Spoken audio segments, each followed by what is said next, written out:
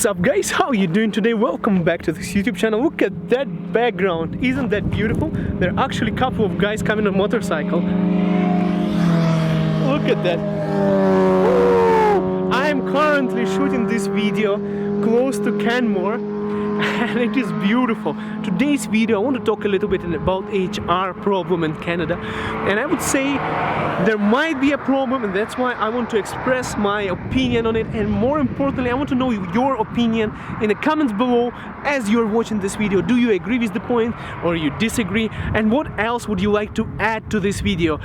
Is there a problem with HR in Canada? Because what I see, I think there might be a problem there. There are some positive things about it, but also I think there is something that I think would be better if it changed. I want to know your opinion in the comments below. Let's begin. Did you know that HR in Canada is using automated system to delete your resumes, that automatically scans through a bunch of resumes and says that those resumes are not relevant and deleting them? Sometimes you would get an email saying that they hired someone else or something like that, just because that software would scan through the bunch of resumes and delete half of them, or even more, that the software would consider that the skills are not matching what the requirement for that job is.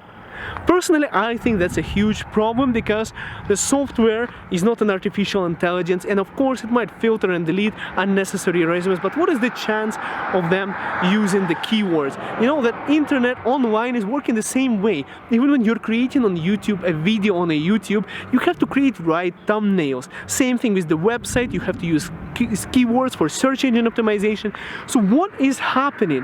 What is happening? If you are not familiar with search engine optimization techniques, are you not going to get a job?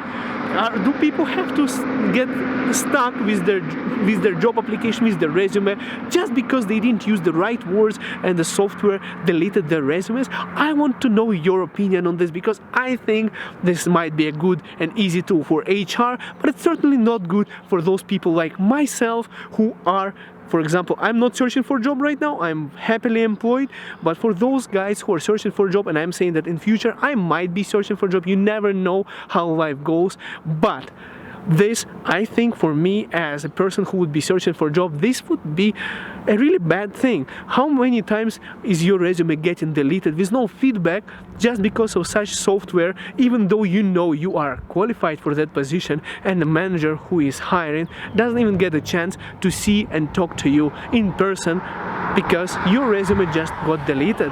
I see one more problem with the HR in Canada, that, for example, same companies that are in Canada and in US, if you are applying from out of province, you're, for example, applying for jobs from Calgary in Toronto, lots of companies are not going to even consider you because you cannot come for the interview. Some more developed countries, which are not too many in Canada, they would do a Skype interview and this kind of good things.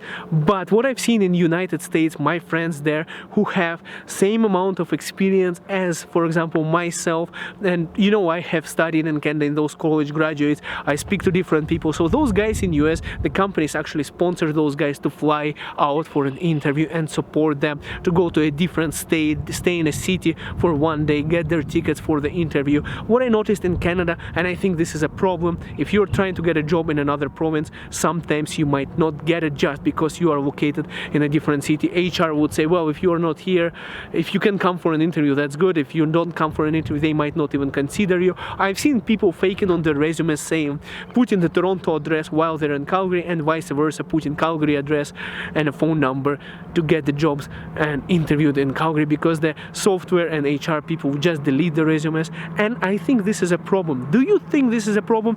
Make sure you comment on this one as well. I want to know your opinion. The third frustration that I personally encountered in Canada with human resource is requirements. So there is certain template that HR is searching people for the job, as they are asking you for experience using certain software, having certain skill set, doing certain kind of job. Even if the company, when you are joined, has totally different system and totally different software.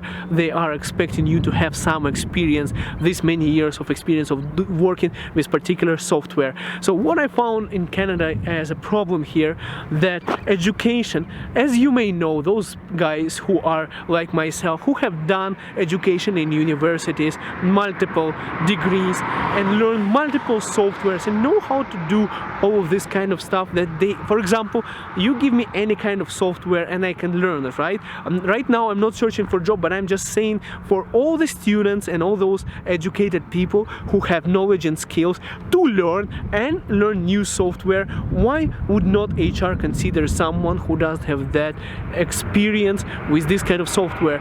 Sometimes it's also the point of this template that they are using. Sometimes people would just look at you as like a book. They say, okay, these are the skills, like a character in a game. For example, if you ever played games like World of Warcraft or something like that, MMORPG, they are, okay, how many points on stamina do you have? How many points of intellect? What's your IQ? This kind of stuff. That is totally not relevant and doesn't really evaluate a person, how the person is going to blend in into the company culture, how the person is going to be performing. You can get a perfectly skilled individual that is nice on the resume, nice cover up and everything, but the person is just not going to blend in into the culture. And I think that is kind of a bad thing, because there is a miscommunication with big corporations and HR many times, and almost all the time. For example, when HR is asking their hiring manager, which skills do you need, they are searching for those specific skills. At the same time, if that same manager met the person that HR said that person is not good fit for the company, manager might have hired that person, because manager is the person who knows which skills are required, and HR just has the list and a certain way of a template on. I know that HR people are educated, but I know too that mainly it is more of an experience and intuition of hiring the right person. Human resource people are also always afraid of one thing. They are afraid of hiring the wrong person for the position, because that's going to be their personal failure and doing their job. So where is that balance between hiring the right person and fear of not hiring the right person? And at one point, is HR actually hiring the right person for the position versus making a fearful mistake and biased decision to hire a wrong person, thinking that that's the rightest person, and removing all other candidates, saying that their skills are not good enough for the position? At what point is HR saying, okay, this is the right fit and I am 100% sure? Because you can never be 100% sure in your decision, and this might be the worst decision ever. Okay, one more thing that I want to say about the problem in HR that I think, and you might agree with me, you might not agree with me, it might be just the statistic, but it might be a problem. When you're applying for different companies, lots of companies would ask you here in Canada this kind of question that I personally find inappropriate. They ask you, are you an Aboriginal person? It's kind of a question that you want to answer, and like you can answer and you may not want to answer. But my question is, why do they ask you that? Why are they asking if you are considering yourself to be a person with disabilities, visible minority or not visible minority, or Aboriginal person? Why do you have to know that? I would like to ask an HR person. Are you saying this is just a statistical information, or does it actually influence the hiring process? Why is that question even there? And also, why do HR people abuse LinkedIn so much? If the protocol for applying for jobs is simple, you do not put your picture and any information that is relevant only to you on your resume. And there is a website that's called LinkedIn. Why do HR always go to LinkedIn and check you out? Don't you think that's a biased perception? And that's exactly what we are trying to escape. Are they influenced by this kind of information, by looking at your face and getting biased of personal preferences? You know, some people are saying, okay, I don't like this kind of personality type, if by just looking at the face. Why do people do that? And is it actually causing the problem in Canada? By asking these kind of questions and having access to so much of social media, such as LinkedIn to check that person out. With all of these negative things I have said so far, I want to say that in reality HR is not that bad.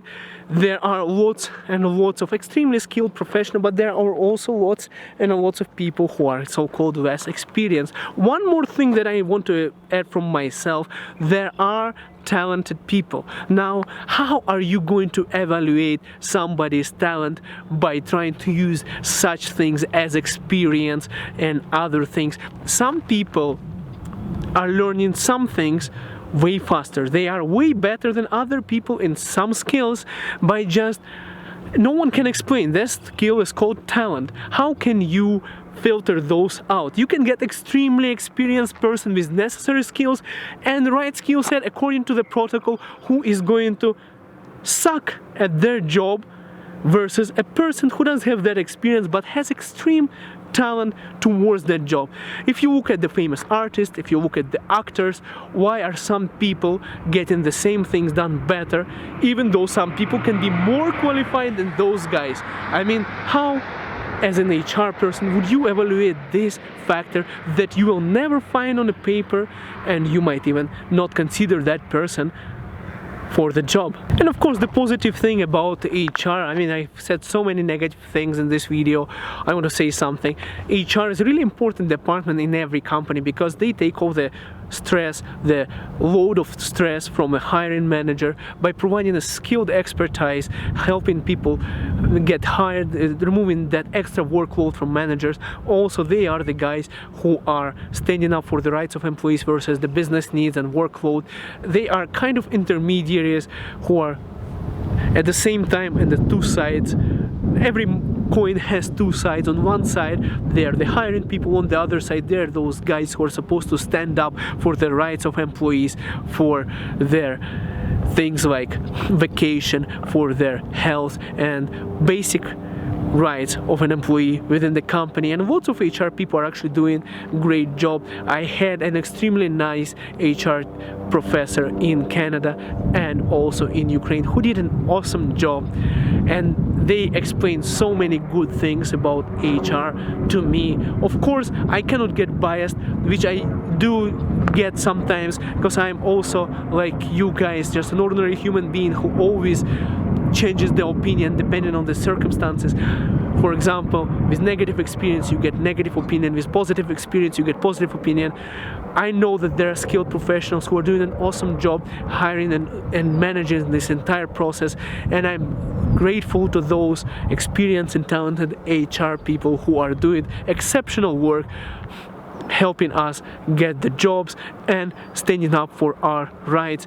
But at the same time, I just had to bring up those points that were just sitting somewhere inside me and many of my friends, and express my right for expression, freedom of speech, and make this conversation with the HR and subscribers and kind of blend into this situation, because it just has been there for a while now and it has to get resolved eventually. The purpose of this video is to start a conversation between the recruiters and those who are searching for jobs, lower down the unemployment rate in Canada and make it a more fair process for everyone, because hiring process can be depressing, it can be frustrating for those people who are searching for jobs.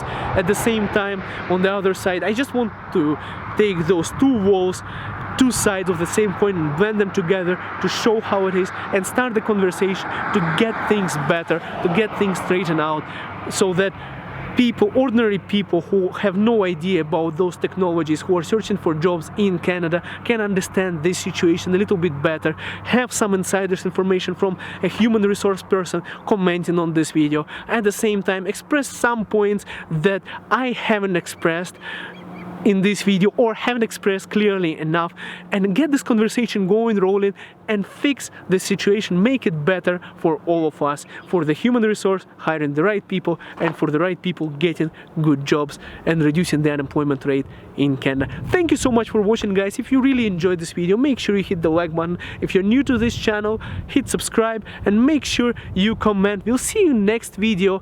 I post 5 videos a week, and we'll see you next one. Have a good one, guys.